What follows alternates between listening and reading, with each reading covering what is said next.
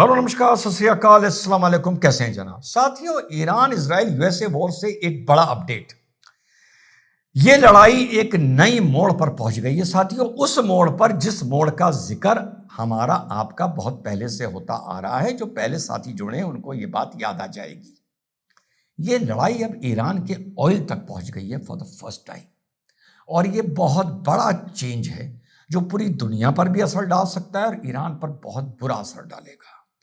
पहली बार इस लड़ाई में जब 12 डे वॉर हुई थी तब भी नहीं, इजराइल ने तेहरान प्रोविंस में मौजूद सबसे बड़े oil depot Zeeshan oil depot को के दोनों यूनिट्स को साथियों बॉम्ब कर दिया है। The sky of Tehran is orange, केसरिया हो गया है तेहरान का आसमान, सिर्फ वहां पर धुआं ही धुआं है। और इस बॉम्बिंग के चलते जो चीजें सामने आ रही हैं, ऑयल लीक होकर तेहरान की वाटरवेज में यानी वाटर पाइपलाइंस में और सीवेज पाइपलाइंस में पहुंच चुका है साथियों। और सीवेज पाइपलाइन में ऑयल का पहुंचना का सीधा कनेक्शन उसके ब्लॉकिंग से होता है, जिसका थोड़े दिन बाद बहुत ही बुरा असर सामने आता है। और वाटर की भी पाइपलाइन में पहुंच गई है। और अगर कुछ लोगों को ना पता हो तो बता दूं, तेहरान बहुत बड़ी वाटर क्राइसिस को हैंडल कर रहा है। जहां तक कुछ दिन पहले पेजेश्कियान का एक बयान आया था जिसमें उन्होंने ये भी कहा था कि हम तेहरान को पूरा अबंडन करके शिफ्ट कर देंगे वाटर शॉर्टेज की वजह से। और पेजेश्कियान के एक बयान ने उसको वाकई साथियों मुसीबत में डाल दिया है, जिसको कल हमने कवर किया था, जिन्होंने उसमें अपने ब्रदर से, फिलिस्तीन के लीडर से माफी मांगी थी कि हमने आपको बॉम्ब किया। फिर अपनी बात को पलटते हुए उन्होंने कहा कि अगर आप हमें बॉम्ब नहीं करेंगे आपकी सरजमी से, तो हम आपके स्टैब्लिशमेंट्स को बॉम्ब नहीं करेंगे। तो भैया, जो मिडिल ईस्ट के नेशन है वो तो आपको पहले बॉम्ब कर ही नहीं रहे थे, अमेरिका अपनी बेसिस से कर रहा था।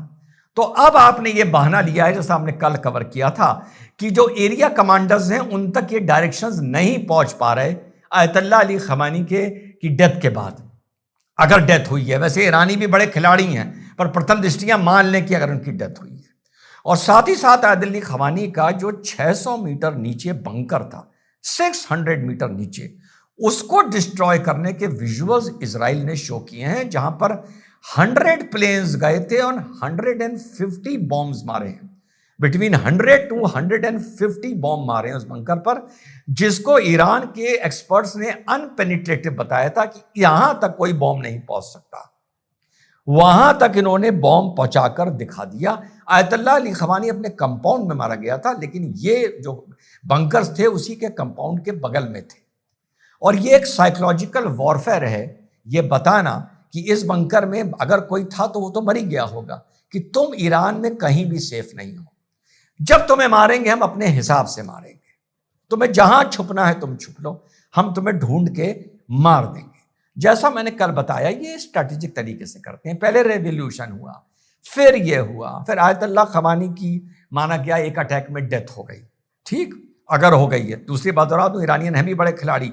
उसके बाद स्ट्रैटेजिक बॉम्बिंग करी, उसके बाद मिलिट्री एसेट्स को डिस्ट्रॉय किया, उसके बाद अभी और B-52 बॉम्बर्स को यूज करके डिस्ट्रॉय किया, उसके बाद इनके मिसाइल लॉन्चर्स को डिस्ट्रॉय कर रहे हैं, उसके बाद IRGC का हेडक्वार्टर, इंटेलिजेंस हेडक्वार्टर, सभी। उसके बाद अब ऑयल पे नंबर आया है। और आप लोगों को याद होंगी ईरान की मिसाइल सिटीज, जिसपे ईरान बड़ा बूस्ट करता था, उसको सिस्टमैटिकली डिस्ट्रॉय किया जा रहा है। सैटेलाइट से मैपिंग करके देख रहे हैं कि कहां पर नीचे जमीन के अंदर एक मैन मेड टनल्स नजर आ रही हैं, और उनको बंकर बस्टर मार मार के साथियों डिस्ट्रॉय करा जा रहा है। जहां तक अब इजराइल डिस्पर्समेंट डॉक्ट्रिन चल रहा है, डिस्पर्समेंट डॉक्ट्रिन वॉर की इसको कहते हैं, कि जहां पर आपकी फौज हो या आपके असेट्स हो, एक जगह नहीं रखे जाते, फैला दिए जाते हैं, ताकि अगर कोई अटैक हो तो डैमेज कम से कम हो। तो अब अंडरग्राउंड बंकर से जो इनकी लॉन्चर्स हैं, लड़ाई हमेशा लॉन्चर्स की होती है, मिसाइल की नहीं होती साथियों।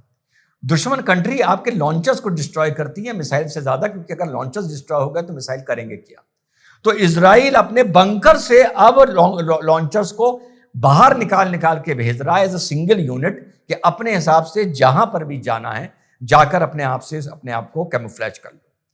तो और अभी भी जो पेजेश्कियान के बयान के बाद मिडिल ईस्ट में या सऊदी पर अटैक होते जा रहे हैं, और माना यही जा रहा है कि जो पेजेश्कियान का बयान आया है, कोई अगर एरिया कमांडर या फील्ड कमांडर कहीं दूर दराज इराक ईरान में अपने मिसाइल लॉन्चर्स के साथ अपनी ऑपरेशनल टीम के साथ बैठा है, उसके पास वो मैसेज पहुंच ही नहीं पा रहा है, हाउ डज ही नो कि मुझे क्या करना है। तो वो अपने तरीके से इधर उधर बॉम्बिंग साथियों करता जा रहा है। और जो पेजेश्कियान के बयान के बाद ट्रंप ने इनकी खिल्ली उड़ानी शुरू करी है और नाम दिया है the loser of the middle east. पहले डोनाल्ड ट्रंप इनको दी बुली ऑफ द मिडिल ईस्ट साथियों बोला करता था। अब आखिरी में जब ऑयल पर अटैक हो ही गया है तो कार्ग आइलैंड का आप लोगों ने नाम सुना होगा। कार्ग आइलैंड से ईरान का 90% ऑयल एक्सपोर्ट होता है। उसके अलावा Lavan island and Sirri island से होता है 10-12%, यानी 3 आइलैंड से। इसीलिए हमेशा आप लोगों को बताया है जिस कंट्री की इकोनॉमी ऑयल पे डिपेंडेंट होती है वो कंट्री को वॉर करनी ही नहीं चाहिए। वो बिल्कुल सिटिंग डक हो जाता है। वो बात अलग है वो सुसाइडल मिशन पर हो। ईरान का ऑयल हिट होने के बाद दुनिया को इतना असर नहीं पड़ेगा। असर मेन पड़ेगा चाइना को, जहां कम से कम 25% ईरान का ऑयल जाता है। बाकी जहां भी जाता है, लैटिन कंट्री जाता है, कहीं जाता है, उनको तो फर्क पड़ेगा, लेकिन यहां पर हमारे साउथ एशिया में या इंडिया में इसका फर्क नहीं पड़ेगा। इंडिया तो ईरान से ऑयल ले ही नहीं जाता। हॉर्मुज स्ट्रेट ऑलरेडी ईरान ने बंद कर रखी है। हॉर्मुज स्ट्रेट इसने ऑलरेडी बंद कर रखी है। तो अगर इजराइल की और अमेरिका की नजर इनके ऑयल एसेट्स पर पड़ गई तो इर्रिवर्सिबल नुकसान ईरान को होने जा रहा है। ईरान कभी रिकवरी नहीं कर पाएगा। फिर बिल्डिंग जो उनका इंफ्रास्ट्रक्चर डिस्ट्रॉय किया जा रहा है उससे तो शायद रिकवर कर ले, मान लीजिए, लेकिन नहीं कर पाएगा। ऑयल डिपोज में अगर ब्लास्टिंग हो गई और डिस्ट्रक्शन हो गया, इराक में हुई थी जब सद्दाम के टाइम पर, डेजर्ट स्टॉर्म के टाइम पर सालों लग गए थे उस आग को बुझाने में, और वो भी जब यूरोपियन एक्सपर्ट्स और अमेरिकन एक्सपर्ट्स ये सब पहुंचे थे। तो ये वाली चीज अगर स्टार्ट हो गई साथियों तो कुछ घंटे लगेंगे, ईरान की पूरी इकॉनमी खत्म हो जाएगी, राख हो जाएगी। 3 आइलैंड्स 100% एक्सपोर्ट ईरान का ऑयल का रुक जाएगा। फिलहाल तो मौखिक रुका हुआ है, फिर परमानेंट रुक जाएगा।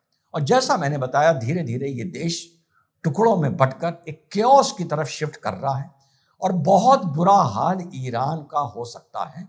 और ईरान के चलते बॉर्डर तक आते आते इधर अफगानिस्तान और इधर ईरान, पाकिस्तान के वेस्टर्न बॉर्डर्स पर, हमारा तो ईस्टर्न बॉर्डर है, बहुत जबरदस्त मुसीबत पाकिस्तान की बढ़ने जा रही है। चाहे बलूचिस्तान हो, चाहे ईरान बॉर्डर हो लगभग 900 किलोमीटर का, और चाहे उधर अफगान बॉर्डर और खैबर पख्तूनख्वा के बारे में तो आप सबको पता है क्या हाल है। नया डेवलपमेंट है, देखते हैं ये सिर्फ डराने के लिए, धमकाने के लिए ये ऑयल अटैक किया गया है या ये पैटर्न बनने जा रहा है। पैटर्न बनने जा रहा है तो बहुत खतरनाक है। लेकिन चलते चलते डोनाल्ड ट्रंप ने एक और बात बोल दी है, यानी अति हो रही है दुनिया में कि ईरान का जो लीडर बनेगा उसको मैं चूज करूंगा। अब बताइए आप सब, इसी को तो यूनिपोलर वर्ल्ड कहते हैं, जो मैं पहले दिन से बोल रहा हूं कि कमबख्त एक तरफ मुझे उन महिलाओं के ऊपर जो जुल्म हुए हैं हिजाब के नाम पर वो नजर आते हैं, एक तरफ जो 2 महीने पहले 15,000 लोग मार दिए वो नजर आते हैं, सिस्टमैटिक वहां की अथॉरिटीज ने जो बलात्कार करवाए वो नजर आते हैं, एक तरफ ये नजर आता है कि डोनाल्ड ट्रंप तो यार बिल्कुल यूनिपोलर वर्ल्ड का बादशाह बन के बैठ जाएगा। ईरान को टेक ओवर करने के बाद दुनिया का 60-70% ऑयल उसके अंडर आ जाएगा डोनाल्ड ट्रंप के। गॉड नोस आगे क्या होगा, but I am keeping my fingers cross, जो हो ठीक हो, भारत के लिए ठीक हो। जय हिंद, वंदे मातरम, खुदा हाफिज।